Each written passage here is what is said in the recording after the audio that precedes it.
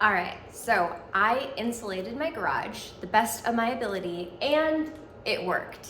All right, so check this out. You see that the foam that is covering it, I can open up my garage as well, but this is NASA material, I believe. That's what the listing said. But my garage is now so much cooler.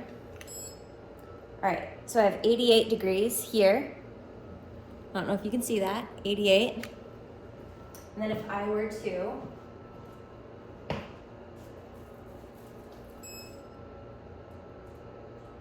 (110, 111, 111 degrees if I just shoot this directly on to the metal. So it works. If you live in Arizona and you want to keep your garage cooler, we have a gym in our garage and an air conditioning unit.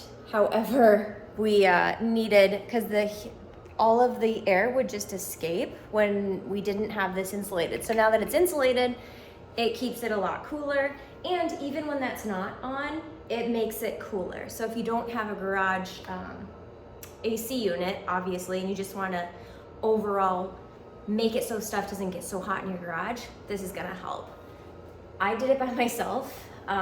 It came with everything that I needed. It came with double-sided sticky tape.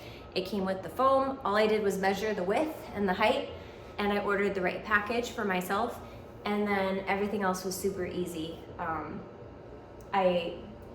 It took me just like an hour or two, really. I also didn't make it look perfect, but it works good for what I need it to do. Little tip, this can go behind. It doesn't have to go in the front like mine is. On the other side, it's behind, and let's just say I started on this side, and then I realized that it could go behind, but works really good, highly suggest, and I linked it down below if you wanna get it. Let me know what you think. Happy insulating.